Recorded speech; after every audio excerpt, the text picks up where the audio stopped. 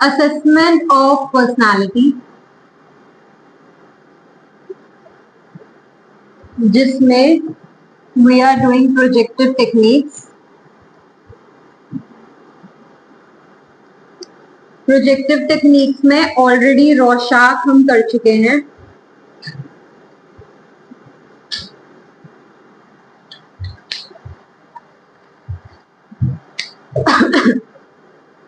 Thematic apperception test से हमें शुरू करना है. कोई इसको टैट नहीं बोलेगा, it's TAT, it's not tat. Okay, so जो ए परसेप्शन टेस्ट है, थीमेटिक ए परसेप्शन टेस्ट है, प्रोजेक्टिव टेक्निक्स में हम ऑलरेडी पढ़ चुके हैं कि हम अनकॉन्शियस को ट्रिगर करवाते हैं ताकि एक्चुअल पर्सनालिटी जो है वो बाहर आए. सो थीमेटिक ए परसेप्शन टेस्ट में भी ये थोड़ा सा अनस्ट्रक्चर्ड है. बेसिकली जैसे रोशाक जो है वो बिल्कुल ही अनस्ट्रक्चर्ड है, ये थोड़ा सा स्ट्रक्चर्ड है thematic apperception test. Okay, सो अब ये टेस्ट जो डेवलप किया था वो मॉर्गन और मरे ने किया था एंड थोड़ा सा स्ट्रक्चर टेस्ट है as compare to inkblot test. अब जो टेस्ट है इसके अंदर 30 black and white picture cards होते हैं एंड 1 ब्लैंक कार्ड होता है. हर पिक्चर कार्ड में एक या एक से ज्यादा लोग होते हैं इन variety of situations. Her picture जो है वो प्रिंट होती है एक कार्ड के ऊपर. हम यूजुअली जो है कार्ड दिखाते हैं क्लाइंट्स को. यूजुअली बहुत बारी 5 कार्ड दिखाने से भी हमें अपना डिजायरेबल जो है मेजरमेंट है वो मिला है, यानी कि जो हम जानना चाहते थे वो हमें जानने को मिला है. 5 कार्ड से भी हमें मिल जाता है. तो हम क्या करते हैं कि एक एक करके सारे के सारे कार्ड जो हैं हम अपने क्लाइंट को दिखाते हैं. अब जो उसके अंदर कार्ड हैं वो कुछ बच्चों वाले हैं और कुछ एडल्ट्स वाले हैं. तो जो एडल्ट्स वाले कार्ड हैं वो हम सिर्फ एडल्ट्स को दिखाते हैं और जो बच्चों वाले कार्ड है वो सिर्फ हम बच्चों को दिखाते हैं. ओके, अब वो कार्ड हम दिखाते हैं क्लाइंट को और हम क्लाइंट को से पूछते हैं कि इसके आसपास आपको एक स्टोरी बुननी है. अब स्टोरी में आपको बताना है कि मेन कैरेक्टर कौन है, एक्चुअली सिचुएशन क्या चल रही है, क्या इमोशन जो है हर कैरेक्टर फील कर रहा है, उसके इर्द गिर्द बेसिकली सारी की सारी इंफॉर्मेशन जो है वो इंसान को, मतलब हमारे क्लाइंट को उस स्टोरी में लिखनी होती है. अब जो सिचुएशन है एक तरीके से वो कुछ भी हो सकती है. जैसे मैंने अगले पेज पर जो है एक पिक्चर दे रखी है, ये थीमेटिक ए परसेप्शन टेस्ट की ही एक पिक्चर है. अब इसमें तुम्हारे अकॉर्डिंग इस पिक्चर को देखकर तुम्हारे दिमाग में क्या आ रहा है?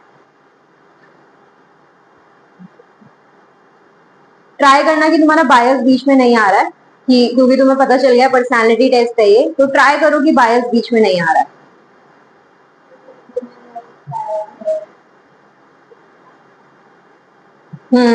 क्यों सैड है? स्टोरी क्या चल रही है, सिचुएशन क्या चल रही है? It's okay, you can speak.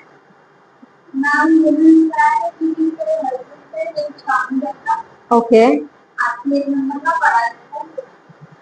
Okay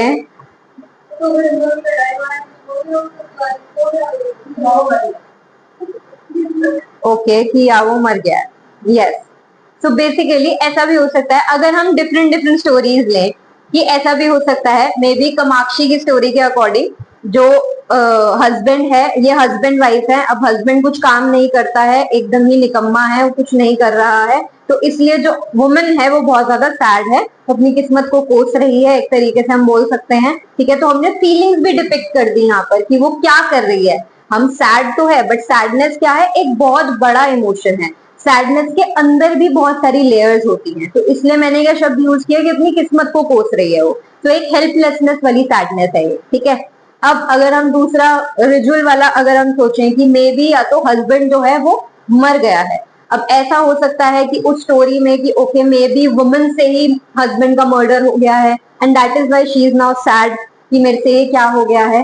तो इस तरीके की स्टोरीज होती हैं, कहीं ना कहीं इससे आपका अनकॉन्शियस जो है वो ट्रिगर कर रहा है.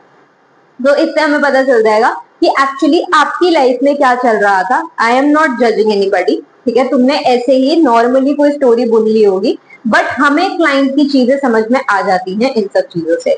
एंड यूजुअली 5 कार्ड से भी हमारा काम हो जाता है. Okay, so some cards are used with adult males और females, others are used with boys और girls, जो कि मैं ऑलरेडी बता चुकी हूँ. और कई जो कार्ड्स होते हैं हम कॉम्बिनेशन में भी यूज करते हैं। अगर हमें पता है कि चाइल्डहुड में ऐसा कुछ हुआ है जो कि उनके लिए ट्रॉमेटिक है, तो हम चाइल्डहुड का भी कार्ड यूज करेंगे यहाँ पे, ताकि उनका चाइल्डहुड की मेमोरीज जो है वो ट्रिगर हो। तो हम कॉम्बिनेशन की चीजें भी यूज कर लेते हैं। ओके, इसके अलावा 20 कार्ड्स होते हैं जो कि अप्रोप्रिएट है फॉर अ सब्जेक्ट। इससे कम भी कार्ड जो हैं हमें हमारा सक्सेसफुली रिजल्ट दे देती है। The cards are presented one at a time. The subject is asked to tell a story describing the situation presented in the picture. What led up to the situation, what is happening in the moment, what will happen in the future, and what the characters are feeling and thinking. A standard procedure is available for scoring TAT responses. The test has been modified for children and for the aged. Uma चौधरी's Indian adaptation of TAT is also available. तो इसमें जैसे रोशाक के लिए भी हमने बोला था कि प्रॉपर जो है ट्रेनिंग की जरूरत है, ऐसे ही इसमें भी हमें एक तरीके की इंटरप्रिटेशन जो है वो कुछ हद तक दे रखी है।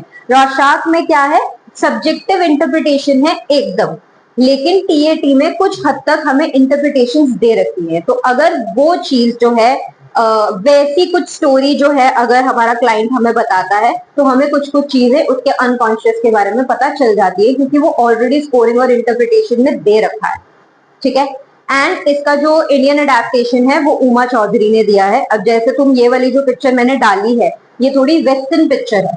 अब क्योंकि आप कभी भी देखना, अगर आप इंग्लिश मूवीज नहीं देखते हो, जैसे I am a kind of person जो इतनी ज्यादा इंग्लिश मूवीज या इंग्लिश सीरीज नहीं देखती हूँ मैं, तो मेरे इमोशंस बहुत मुश्किल से ट्रिगर होते हैं इंग्लिश मूवीज में। हिंदी मूवीज में on the other hand emotions बहुत जल्दी ट्रिगर हो जाते हैं, क्योंकि I am able to connect with them, I am able to associate with them. तो यहाँ पर इसलिए इंडियन अडेप्टेशन इतना ज्यादा जरूरी है, क्योंकि पिक्चर्स देखकर अगर वो क्लिक ही महसूस नहीं होगा, अगर वो एसोसिएशन ही महसूस नहीं होगा, तो आपके इमोशंस कैसे ट्रिगर होंगे, आपका अनकॉन्शियस कैसे ट्रिगर होगा। इसलिए इस टेस्ट का Indian adaptation was very important and this was given by Uma Chaudhary. Okay, so तुम्हें अगर देखना हो कि इंडियन अडेप्टेशन में किस तरीके की पिक्चर्स है, तो तुम जाकर देख सकते हो। बेसिकली वहां पर चीजें हमने इंडियंस वाली डाली है कि मेन को इंडियन वियर पहना दिया, वुमेन को इंडियन वियर पहना दिया, पीछे की चीजें जो है वो गांव से रिलेटेड कर दी या फिर इंडिया से रिलेटेड कर दी, जिससे आपका अनकॉन्शियस जो है वो ट्रिगर हो सके। ठीक है, next is Rosenzweig's picture frustration study, PF study. अब ये जो टेस्ट डेवलप किया था वो रोजनविग ने किया था, ये असेस करने के लिए कि लोग अपना अग्रेशन कैसे एक्सप्रेस करते हैं, और जब उनकी लाइफ में कोई फ्रस्ट्रेटिंग सिचुएशन होती है तो वो किस तरीके से बिहेव करते हैं, ये चेक करने के लिए पूरा का पूरा टेस्ट है। अब ये जो टेस्ट है इसके अंदर कार्टून लाइक पिक्चर्स होती है या फिर सीरीज ऑफ सिचुएशंस होती हैं, जिसमें एक इंसान जो है दूसरे इंसान को फ्रस्ट्रेट करता है या फिर उसकी अटेंशन लेकर जाता है एक फ्रस्ट्रेटिंग सिचुएशन में। ओके, या तो फ्रस्ट्रेट करेगा या फिर बताएगा कि देख ये कितनी फ्रस्ट्रेटिंग सिचुएशन है, और उस पर अटेंशन लेके जाएगा। अब यहाँ पर सब्जेक्ट से हम बोलते हैं कि to tell what the other person will say और डू। हम अपने क्लाइंट से पूछते हैं कि जिस इंसान को फ्रस्ट्रेट किया जा रहा है वो क्या करेगा इस सिचुएशन में।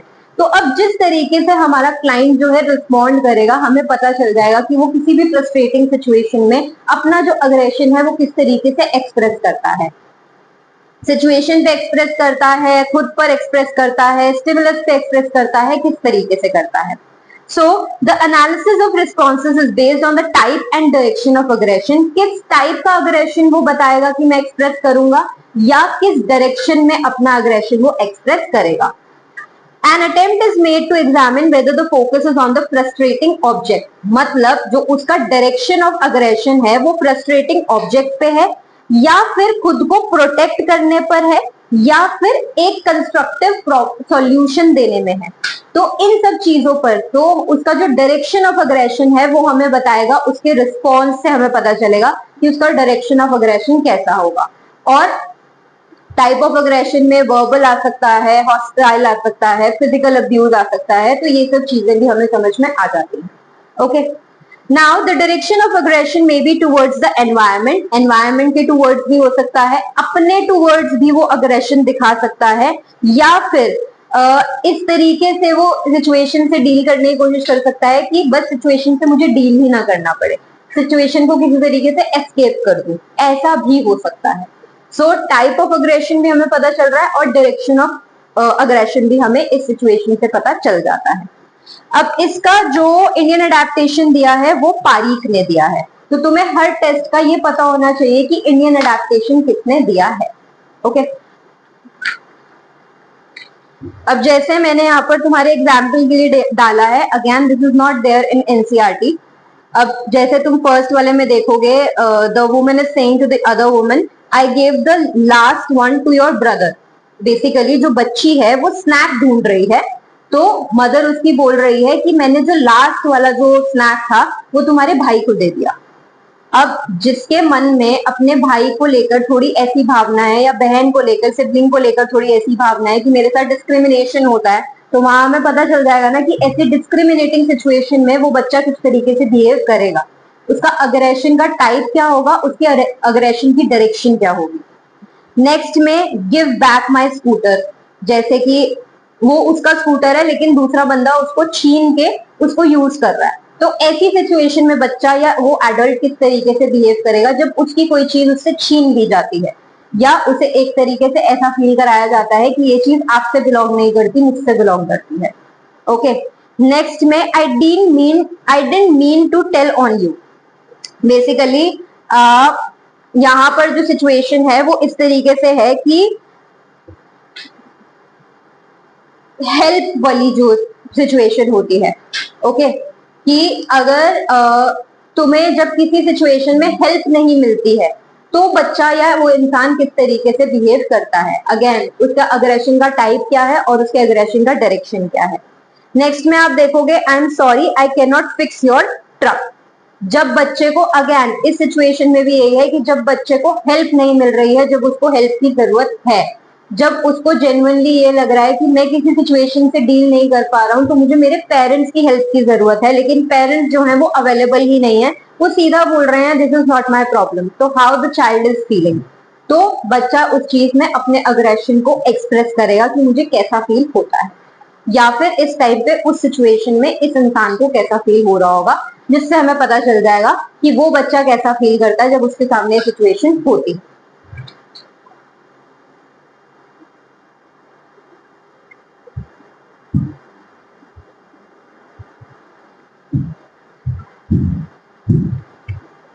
क्लियर हुआ? नेक्स्ट है sentence completion test. Sentence completion test में क्या होता है, हमारे पास में कुछ इनकम्प्लीट सेंटेंसेस होते हैं जो कि हमारे क्लाइंट को कंप्लीट करने होते हैं, ठीक है।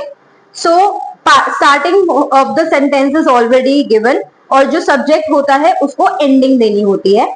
It is held that the type of endings used by the subjects reflect their attitudes, motivation and conflicts. तो आपको अभी एग्जाम्पल दे रखा होगा, आगे एग्जाम्पल्स हमने बहुत सारे दे रखे हैं कि किस तरीके के सेंटेंसेस होते हैं, उन सेंटेंसेस को कंप्लीट करना होता है जिससे हमें अपने क्लाइंट के एटीट्यूड्स, कॉन्फ्लिक्ट्स और मोटिवेशन या गोल्स के बारे में पता चल जाता है।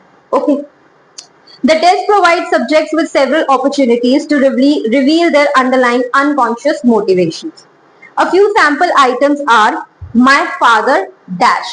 अब जो भी वो अपने फादर के टूवर्ड्स उसका एटीट्यूड है, जो भी इमोशंस हैं वो बच्चा उसमें लिख सकता है या एक एडल्ट इसमें लिख सकता है। Next is my greatest fear is. Greatest fear के बाद में अगेन वो बता सकता है कि उसके क्या फियर हैं। The best thing about my mother is I am proud of. तो इस तरीके के इनकम्प्लीट सेंटेंसेस होते हैं। ये कुछ एग्जाम्पल्स आपको दे रखे हैं, कुछ सैंपल्स आपको दे रखे हैं। अगेन इसको जब कोई क्लाइंट हमारा जो है वो कंप्लीट करेगा तो हमें पता चल जाएगा कि उसके एटीट्यूड्स क्या है, मोटिवेशंस क्या है, गोल्स क्या है, इमोशंस क्या है, ठीक है। नेक्स्ट जो टेस्ट है वो है ड्रॉ पर्सन टेस्ट। अब बहुत ही सिंपल टेस्ट होता है जिसमें हम अपने क्लाइंट को बोलते हैं कि आपको एक पेपर पे एक पर्सन ड्रॉ करना है। Okay, sheet and everything, sheet हो, जितनी भी स्टेशनरी की जरूरत है वो सब हम प्रोवाइड करते हैं और हम क्लाइंट को बोलते हैं कि आपको जो है एक पर्सन बनाना है। अब उस पर्सन की जो चीजें हैं, उसके बाद में जब पर्सन बना देता है वो क्लाइंट, तो हम उनको बोलते हैं कि अब एक ऑपोजिट जेंडर बनाओ। अब जब ऑपोजिट जेंडर भी बना दिया तो फिर हम बोलते हैं कि अब इन दोनों के इर्द गिर्द आपको एक स्टोरी बनानी है, ठीक है। और स्टोरी में आपको ऐसे दिखाना है कि जैसे आपका ही लिखा हुआ एक नॉवल और प्ले है। अब जब आपका ही लिखा हुआ वो नॉवल और प्ले होगा तो ऑब्वियसली आपके अनकॉन्शियस से निकलेगा। सो अब ये जो फिगर होती है, फिर इन फिगर्स को जो है हम इंटरप्रेट करते हैं। इन फिगर्स को जब हम इंटरप्रेट करते हैं तो कुछ कुछ चीजें हमें दे रखी हैं, जैसे omission of facial features suggests that the person tries to evade a highly conflict ridden interpersonal relationship। मतलब अगर उस फिगर में फेस के जो है कोई भी एक्सप्रेशंस नहीं दे रखे हैं, तो मतलब वो जो इंसान है वो अपने कुछ इंटरपर्सनल कॉन्फ्लिक्ट्स को छुपाने की कोशिश कर रहा है। नेक्स्ट, जैसे कि graphic emphasis on neck suggest lack of control over impulses. तो अगर उसने नेक रीजन पे बहुत ज्यादा ग्राफिक करा है, बहुत ज्यादा लाइंस डाली है, ऐसा कुछ किया है, तो इसका मतलब ये है कि वो अपनी इंपल्स कंट्रोल को, वो जो हमारा क्लाइंट है वो कंट्रोल नहीं कर पा रहा। ओमिशन ऑफ फेशियल मतलब कि फेशियल एक्सप्रेशन ढंग से नहीं है या फिर है ही नहीं, absent. Okay, so graphic emphasis अगर नेक पे बहुत ज्यादा करी है तो उसका मतलब ये है कि जो हमारा क्लाइंट है वो इंपल्स कंट्रोल नहीं कर पाता है। Disproportionately large head suggest organic brain disease and प्रीऑक्यूपेशन with headache. अगर किसी ने अपना जो हेड रीजन बनाया है, यूजुअली आप अगर हेड रीजन बनाओगे तो मेरे जैसा इंसान भी हेड रीजन ऐसा ही बनाएगा, ठीक है, जिसकी शायद ड्राइंग उतनी अच्छी भी नहीं है। तो अगर इसका जो है वो बिल्कुल ही ऐसा जा रहा है, अब ऐसी तो किसी की भी हेड की वो नहीं होती, तो ये बहुत ज्यादा डिसप्रोपोर्शनेट जा रहा है। तो इसका मतलब ये है कि या तो हमारे क्लाइंट को बहुत ज्यादा फ्रीक्वेंट हेडेक्स होते हैं या फिर कोई हेड इंजरी है। अब ये थोड़ा सा वो भी है, टिपिकल भी हो रहा है, जरूरी नहीं है ऐसा होता है। अब जैसे यहाँ पे मैंने एग्जाम्पल दे रखे हैं, अब इसमें गर्ल बना रखी है that is 6 years old, false positive। जो बच्चे की इंटेलिजेंस भी है वो बॉर्डर लाइन डेफिशिएंट है। इसके अलावा जो उसका आरपीएम का भी स्कोर आ रखा है वो 50 आ रखा है। तो मतलब बेसिकली इसकी बाकी चीजें भी दे रखी है, ओवरऑल वो हुआ होगा, असेसमेंट हो रखा होगा। इस तरीके की कुछ फिगर्स जो हैं बच्चे बनाते हैं या एडल्ट बनाते हैं। तो इसमें एज यू कैन सी कि बहुत अलग अलग तरीके की जो है इमेजेस हमारे पास में है। फॉल्स पॉजिटिव का मतलब ये है, कोई कुछ कह रहा है क्या?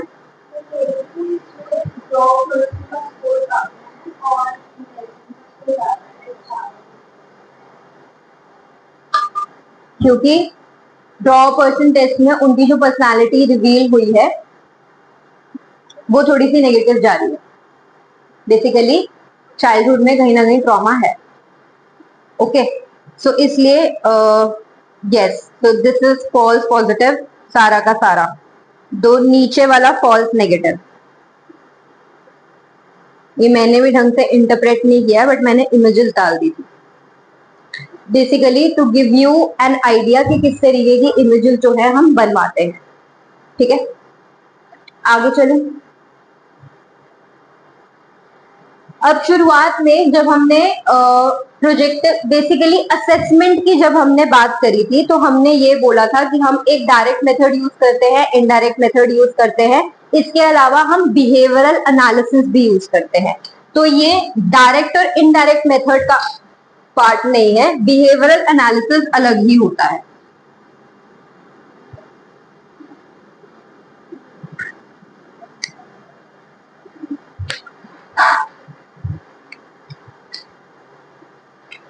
अब लोगों का जो बिहेवियर होता है डिफरेंट डिफरेंट सिचुएशंस में, वो हमें बहुत मीनिंगफुल इंफॉर्मेशन दे सकता है about his or her personality. Observation of behaviour serves as the basis of behavioural analysis. Again आपको ऑब्जर्व करना पड़ेगा तो आपको वो बिहेवियरल एनालिसिस में भी बहुत ज्यादा काम आएगा। An observer's report may contain data obtained from interview, observation, rating, nomination and situational test. अब बिहेवियरल एनालिसिस हम कैसे करते हैं, जितना भी हम ऑब्जर्व करते हैं उसका जो डेटा निकलता है वो ज्यादातर इंटरव्यू ऑब्जर्वेशन, रेटिंग्स, नॉमिनेशन और सिचुएशनल टेस्ट से निकलता है। तो बिहेवियरल एनालिसिस एकदम अलग ही चीज है, उनके अंदर हम डिफरेंट मेथड यूज करते हैं to find out the behaviour. ठीक है, सो पहला जो मेथड है वो है इंटरव्यू। इंटरव्यू अगेन सबसे कॉमन मेथड है जो कि हम पर्सनालिटी असेसमेंट या फिर किसी भी चीज में जो है हम यूज करते हैं।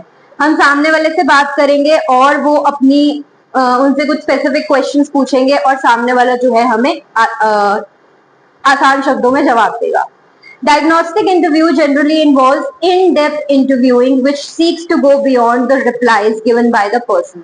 तो ज्यादातर जो हम डायग्नोस्टिक इंटरव्यूज करते हैं उसमें हमारा ध्यान आपके आंसर्स पर जरूर होता है, लेकिन उसके अलावा बाकी चीजों पर भी हमारा बहुत ज्यादा ध्यान होता है कि आप किन चीजों पर अपनी नजरें झुका रहे हो, किन चीजों पे आप एंशियस हो रहे हो, किन चीजों पे आप चुप हो रहे हो। Everything we are observing, because कहीं ना कहीं वहां पर समझ में आता है कि वहां पर कुछ प्रॉब्लम है। ठीक है, या फिर जिन चीजों पे आप बोल रहे हो मुझे नहीं पता, वो चीजें भी हमारे लिए बहुत इंपॉर्टेंट है। तो इंटरव्यू का मतलब ये नहीं है जो आप बोल रहे हो वही हम समझ रहे हैं। सो अब जो इंटरव्यूज होते हैं वो यूजुअली स्ट्रक्चर्ड या अनस्ट्रक्चर्ड होते हैं। ये हम पिछले साल चैप्टर 2 से पढ़ते हुए आ रहे हैं। अनस्ट्रक्चर्ड इंटरव्यू जो होते हैं, it seeks to develop an impression about a person by asking a number of questions. The way a person presents him or herself and answers the questions carries enough potential to reveal his or her personality. तो हम उनको situations देते हैं और उन situations में सामने वाला हमारे सामने एक इम्प्रेशन क्रिएट करने की कोशिश करता है, और वो जो इम्प्रेशन वो क्रिएट करने के चक्कर में कुछ बिहेवियर हमारे सामने दिखा रहा है, वो हमारे लिए इनफ है टू नो द पर्सनैलिटी।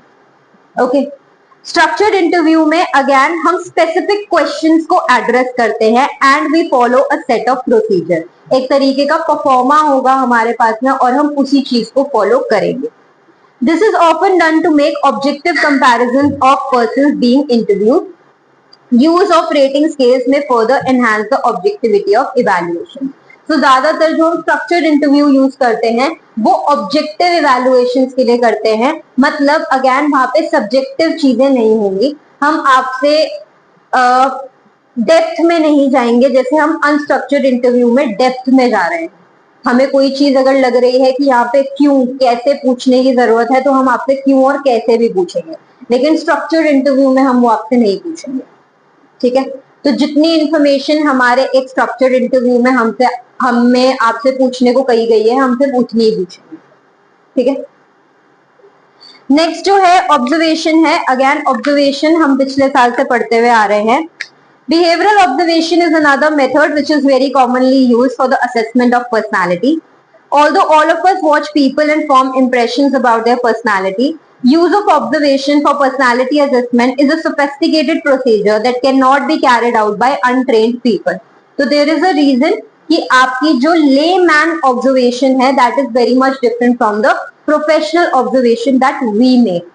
हमसे चीजें नहीं छुपती हैं, लेमैन उन चीजों को ऑब्जर्व ही नहीं कर पाएगा। ठीक है, it requires careful training of the observer and a fairly detailed guideline about analysis of behaviours in order to assess the personality of a given person. तो बिना ट्रेनिंग के हम ये कर ही नहीं सकते हैं, क्योंकि पर्सनैलिटी जैसी कॉम्प्लेक्स चीज को समझने के लिए आपकी ऑब्जर्वेशन बहुत शार्प होनी चाहिए, बहुत फाइन होनी चाहिए। तो हम प्रॉपरली आपको उस चीज में ट्रेन करेंगे ताकि आपको पता चले कि क्या चीज कैसे ऑब्जर्व करनी है और क्या डिटेल्स आपके लिए इंपॉर्टेंट है। ठीक है, so for example a clinical psychologist may like to observe his or her clients' interaction with family members and home visitors. तो अगर मुझे जानना है कि मेरा जो क्लाइंट है वो अपने घर में कैसा बिहेव करता है, तो मैं उसके घर जाके उसके बिहेवियर को ऑब्जर्व कर सकती हूँ, वो पूरा का पूरा जानने के लिए कि वो अपने फैमिली के साथ में यहाँ तक कि फैमिली डिनर में कैसा बिहेव करता है। सो वहां पर मेरी जो ऑब्जर्वेशन होनी चाहिए वो बहुत फाइन होनी चाहिए।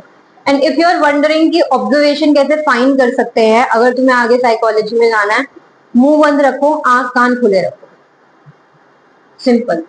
जिस दिन तुमने मुंह बंद रखना सीख लिया ना, उस दिन तुम ऑब्जर्व करना सीख जाओगे। ट्राई टू ऑब्जर्व मोर। आज इंसान जो कर रहा है वो बोल बहुत ज्यादा रहा है, उसको लग रहा है कि मैं ही मैं हूं। उस चक्कर में आप ऑब्जर्वेशन में अपनी कुछ डिटेल्स मिस कर जाते हो। तो जितना आप अपना मुंह बंद रखोगे, आंख कान खुले रखोगे, चीजों के बारे में पढ़ोगे, चीजों को देखोगे, डिटेल्स में जाओगे, परसीव करोगे, उतनी आपकी ऑब्जर्वेशन फाइन होगी। प्रैक्टिस करना शुरू करो, मतलब कोई भी कर सकता है। आई थिंक अगर मैं कर सकती हूँ तो कोई भी कर सकता है। वो इसलिए क्योंकि आई वॉज एन एक्सट्रोवर्ट, और एक्सट्रोवर्ट जो होते हैं वो बोलते बहुत ज्यादा है, and there is a reason ना I am able to give lectures, क्योंकि मुझे इतनी ज्यादा बोलने की आदत है। तो एक बोलने वाले इंसान को, जिसको इतनी ज्यादा बोलने की आदत है, अगर वो चुप रहकर चीजें ऑब्जर्व कर सकता है तो आई थिंक कोई भी कर सकता है। बस तुम्हें खुद को ट्रेन करना है, ठीक है। Now there are certain limitations. Observation और इंटरव्यू मेथड जो कि हम बहुत ज्यादा यूज करते हैं, लेकिन फिर भी इसकी लिमिटेशंस हैं। अब प्रोफेशनल ट्रेनिंग की जो है जरूरत है, अगर हमें डेटा जो है, अच्छा डेटा, रिच डेटा अगर हमें कलेक्ट करना है, तो बहुत ज्यादा प्रोफेशनल ट्रेनिंग की जरूरत है। और जो मेथड्स होते हैं they are very demanding and time consuming, क्योंकि ऑब्जर्वर्स को मुझे जगह जगह भेजना पड़ेगा और वो बहुत ज्यादा टाइम लगाएंगे। अगर मुझे इस क्लास का भी जो है बिहेवियर ऑब्जर्व करवाना है, तो मुझे 1 घंटा इस क्लास में बैठना पड़ेगा ना, और कम से कम 6 महीने तो बैठना पड़ेगा। तो how time consuming is that, okay. इसके अलावा जो मेच्योरिटी है साइकोलॉजिस्ट की, वो बहुत ज्यादा इंपॉर्टेंट है, ताकि हमारे पास एक वैलिड डेटा निकल कर आ सके। क्यों बहुत सारे लोग सालों से थेरेपी में हैं, लेकिन थेरेपी उनके ऊपर कुछ काम नहीं कर रही है। अब एक रीजन ये भी हो सकता है कि वो खुद काम नहीं कर रहे हैं, और दूसरा रीजन ये हो सकता है कि थेरेपिस्ट शायद उतना प्रोफेशनल नहीं है, या फिर उसका एक्सपीरियंस उतना अच्छा नहीं है, उसकी मेच्योरिटी उतनी अच्छी नहीं है, ठीक है। नेक्स्ट इज, अगर इस क्लास में मैंने यहाँ पर इस चेयर में किसी ऑब्जर्वर को बिठा दिया, तो तुम्हारा बिहेवियर थोड़ा तो चेंज होगा, मेरा भी बिहेवियर चेंज होगा। सो यहाँ पर हमारा जो डेटा होता है वो कंटेमिनेट हो जाता है, और ये हम पिछले साल से पढ़ते आ रहे हैं ऑब्जर्वेशन मेथड के साथ में। ये सबसे बड़ा ड्रॉबैक है कि ऑब्जर्वर का बायस आ जाएगा, या तो बीच में, अगर हमने प्रॉपर ट्रेनिंग नहीं करवाई है, नहीं तो हमारा डेटा कंटेमिनेट हो जाएगा, क्योंकि हमारे सब्जेक्ट्स जो है वो रेडी हो जाएंगे कि हमें कोई ऑब्जर्व कर रहा है, now we have to alter the behaviour, okay.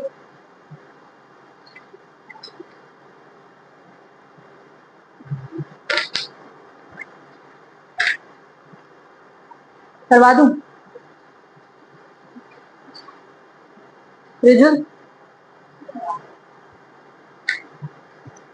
Okay, next is behavioural rating, that is also used for personality assessment. Behavioural rating में क्या होता है? It is a frequently used for assessment of personality in educational and industrial settings, can be a 1 marker. ये blank दे देंगे, और educational और industrial settings में क्या चीज यूज होती है पर्सनालिटी असेसमेंट के लिए, and that is behavioural ratings. अब बिहेवियरल रेटिंग्स जो है वो जनरली हम उन लोगों से लेते हैं जो कि आपके साथ में कभी किसी टाइम पर अच्छे तरीके से एक अच्छे बॉन्ड में थे, ठीक है। मे बी आपके ऐसे दोस्त जो आपके 9th-10th स्टैंडर्ड तक दोस्त थे, लेकिन अब दोस्त नहीं है, लेकिन कभी तो बहुत अच्छे दोस्त थे, ठीक है। सो उन लोगों से हम बिहेवियरल रेटिंग्स लेते हैं। they attempt to put individuals into certain categories in terms of their behavioral qualities. तो बिहेवियरल क्वालिटीज के बेसिस पर हम लोगों को उनसे, बेसिकली जो जिनका भी हम पर्सनालिटी असेसमेंट कर रहे हैं, उनके लोगों से हम उनको कुछ कैटेगरीज में डलवाते हैं on the basis of behavioural ratings, ठीक है, बिहेवियरल क्वालिटीज, सॉरी। अब जो कैटेगरीज हो सकती है वो या तो डिफरेंट नंबर्स हो सकते हैं, या फिर डिस्क्रिप्टिव एडजेक्टिव्स भी हो सकते हैं, तो दोनों चीजें हो सकती हैं। Now, how can we use ratings effectively to avoid any confusion? Can be a 1 marker, क्योंकि तुम यहाँ पर देखो कि यहाँ पर बहुत ज्यादा कंफ्यूजन हो सकती है कि नंबर्स को कोई कैसे समझेगा, या बहुत बारी हम एक ही एडजेक्टिव को दो लोग जो है बहुत डिफरेंट पर्सपेक्टिव से देखते हैं, ठीक है। सो इसलिए हम वहां पर क्या कर सकते हैं, हम जिनसे बिहेवियरल रेटिंग ले रहे हैं हम उनको भी ट्रेनिंग दे सकते हैं कि इस एडजेक्टिव का मतलब ये है, या इस नंबर का मतलब ये है, या फिर हम जो एडजेक्टिव यूज कर रहे हैं वो बहुत नॉर्मल यूज कर रहे हैं कि सामने वाला उसको गलत समझ ही ना सके। अब गुड का मतलब गुड ही है, पोलाइट का मतलब पोलाइट ही है। अब इसके अगर आप बहुत कॉम्प्लिकेटेड टर्म्स यूज कर लोगे तो मे बी वो सबको समझना है। So that is why use a very basic language, basic adjectives, ताकि कोई मिसअंडरस्टैंडिंग हो ही ना। ओके अब इसमें जो लिमिटेशंस होती हैं वो ये, सबसे पहली जो है हैलो इफेक्ट। हैलो इफेक्ट का मतलब ये है कि फॉर एग्जाम्पल अगर तुम कोई एक पर्टिकुलर क्वालिटी है जिसको तुम बहुत अच्छा मानते हो, अब मे बी ऑनेस्टी या फिर straightforwardness, yes we can say कि तुम्हें स्ट्रेट फॉरवर्डनेस जो है वो किसी की बहुत मतलब तुम्हें as a person straightforwardness बहुत ज्यादा पसंद है, तुम्हें ऐसे लोग नहीं पसंद जो चीजें शुगर कोट करें। ठीक है, तो अब अगर कोई भी इंसान है वो स्ट्रेट फॉरवर्ड है, तो तुमने उसको ऑब्जर्व कर लिया कि भाई ये इंसान तो बहुत स्ट्रेट फॉरवर्ड है, तो ये मतलब पूरा ही बहुत अच्छा इंसान होगा। ऐसा तो जरूरी नहीं है ना कि सारे स्ट्रेट फॉरवर्ड लोग अच्छे ही हों, मे बी उनके और भी लेयर्स हैं उस इंसान के। ठीक है, तो हैलो इफेक्ट में क्या होता है कि आपने एक बार देख लिया कि उस इंसान के अंदर स्ट्रेट फॉरवर्डनेस है, तो आपने उसको ओवरऑल हर एडजेक्टिव में अच्छा मान लिया कि ये इंसान ऑनेस्ट भी होगा, ये इंसान लोगों के साथ काइंड भी होगा, ये ओवरऑल बहुत अच्छा इंसान है। तो यहाँ हमारी बिहेवियरल रेटिंग में क्या आ गया, एक ड्रॉबैक आ गया। ऑन दी अदर हैंड कुछ लोगों को मे बी ये स्ट्रेट फॉरवर्डनेस बुरी लग सकती है कि उनको straightforwardness as a quality ही नहीं पसंद, कई लोगों को बुरी भी लगती है। ठीक है, सो मे बी अब वो इंसान क्या है, अब उसने ऑब्जर्व कर लिया कि भाई ये इंसान तो बहुत ज्यादा स्ट्रेट फॉरवर्ड है, तो ये बेकार ही होगा, ये सब कुछ मुंह पे बोल देता होगा, बहुत ब्लंट होगा, बहुत क्रूअल होगा, तो अब अगेन हमारी जो बिहेवियरल रेटिंग है वो खराब हो जाएगी। This is hello effect. ठीक है, और ये हैलो इफेक्ट ऐसा नहीं है कि सिर्फ पर्सनालिटी असेसमेंट में होता है, ये नॉर्मली भी अगर तुम देखोगे तो हैलो इफेक्ट बहुत ज्यादा होता है।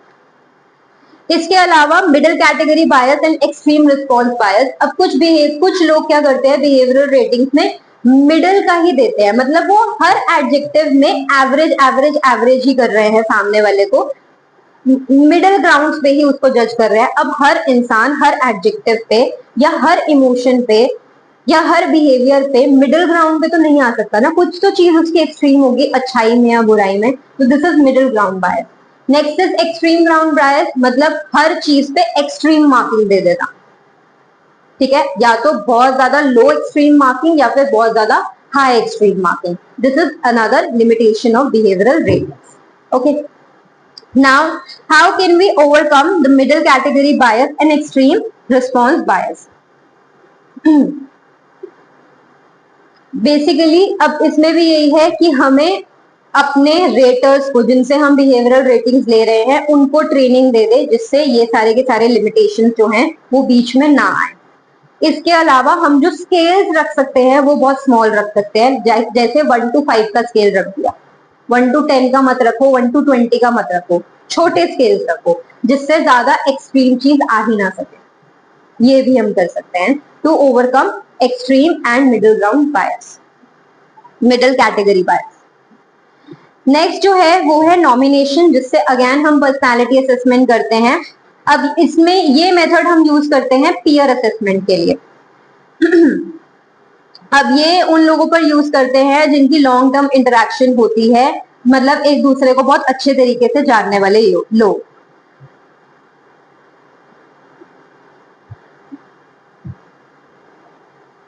अब इसमें आसान भाषा में नॉमिनेशन में क्या होता है कि हम लोगों को बोलते हैं कि वेरियस एक्टिविटीज के लिए, स्टडीज के लिए, प्ले टाइम के लिए, हॉबीज के लिए या कुछ भी और एक्टिविटीज करने के लिए आपको लोगों को चूज करना है जिनके साथ में आप ये सारी एक्टिविटीज जो है वो आप करोगे।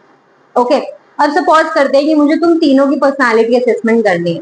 मैंने तुम्हारे सामने और तुम्हारे बैचेस के लोग खड़े कर दिए जिनको अगेन मैं पहले ही ऑब्जर्व कर चुकी हूँ, मुझे उनके सारे बिहेवियरल ट्रेट्स पता है।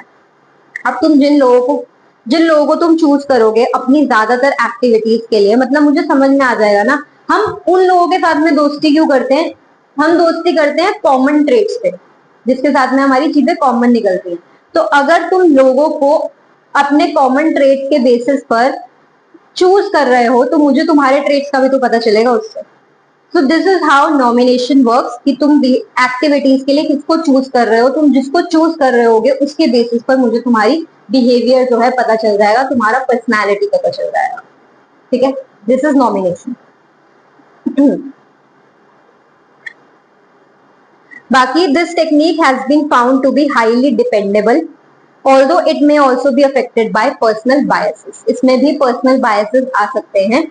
मे बी तुम सामने वाले को, तुम्हें और कोई अच्छा दोस्त मिला ही नहीं, तुमने सामने वाले को सिर्फ इसलिए चूज कर लिया क्योंकि तुम उसको जानते हो ना से कुछ बेटर है, इसलिए तुमने उसको चूज कर लिया। तो इसलिए डिपेंडेबल है, लेकिन कुछ कुछ बायसेस इसके अंदर आ जाते हैं, और कई बार इंटरप्रिटेशन में भी बायसेस आ जाते हैं। मे बी मुझे कोई क्वालिटी किसी इंसान की नहीं पसंद, बट तुमने उसको चूज कर लिया तो मेरा वहां बायस आ जाए, ठीक है। नेक्स्ट है सिचुएशनल टेस्ट। बहुत सारे सिचुएशनल टेस्ट होते हैं for the assessment of personality. यहाँ पर जो आपको एग्जाम्पल दे रखा है वो सिचुएशनल स्ट्रेस टेस्ट का दे रखा है। कॉमनली यूज टेस्ट है for the situational stress test. ये आपको इंफॉर्मेशन देता है कि कैसे एक इंसान स्ट्रेसफुल सिचुएशन में जो है बिहेव करता है। अब इसमें हम क्या करते हैं कि हमारा जो भी क्लाइंट है जिसका हम पर्सनालिटी असेसमेंट करना चाहते हैं, वो दूसरे लोगों के साथ में एक टास्क करेगा। जो लोग होंगे, जो दूसरे लोग होंगे, वो मेरे ही अपॉइंटेड लोग होंगे। अब सपोज करते हैं मेरा जो क्लाइंट है वो मार्केटिंग में है, ठीक है। तो मैंने उसको कहीं ना कहीं जो मुझे चेक करना है कि वो अपने ऑफिस की स्ट्रेसफुल सिचुएशन में कैसा बिहेव करता है। तो मैंने उसको लोग दिए हैं, 4-5 लोग हैं, और मैंने उसको एक प्रोजेक्ट दे दिया कि आपको ये प्रोजेक्ट जो है वो करना है इन लोगों के साथ मिलकर। मैंने अपने लोगों को पहले से इंस्ट्रक्ट कर रखा है कि आपको इसके साथ में कोऑपरेट नहीं करना, आपको इसकी बात नहीं माननी, आप इसके साथ में जितना कोऑपरेट नहीं कर सकते हो आप उतना कोऑपरेट करो, ओके। जिससे क्या होगा, जब कोऑपरेशन नहीं होगा एक टीम के अंदर, तो जो मेन बंदा है वो स्ट्रेस के अंदर आएगा। तो मुझे पता चल जाएगा कि एक स्ट्रेसफुल सिचुएशन में, ऑफिस की स्ट्रेसफुल सिचुएशन में मेरा जो क्लाइंट है वो किस तरीके से बिहेव करता है। अब ये मैंने ऑफिस का एग्जाम्पल लिया है, हम और एग्जाम्पल भी ले सकते हैं। सिचुएशन मैं ही क्रिएट करूंगी। अब यहाँ पर ऐसा भी कर सकते हैं हम कि अगर हम सिचुएशन नहीं क्रिएट कर पा रहे हैं, मेरे पास लोग नहीं है, तो हमने एक मूवी रिकॉर्ड कर ली और वो मूवी हमने सामने अपने क्लाइंट को दिखा दी और क्लाइंट से पूछा कि जब ऐसा लोग बिहेव कर रहे होते हैं, अनकोऑपरेटिव बिहेव कर रहे होते हैं, तो सामने वाला कैसा बिहेव करेगा, आपको कैसा महसूस होगा। तो उससे भी हमें पता चल जाएगा कि वो इंसान स्ट्रेसफुल सिचुएशन में किस तरीके से बिहेव करता है। Are we clear? So with this chapter is over. Next class में चैप्टर 3 शुरू करेंगे, ठीक है।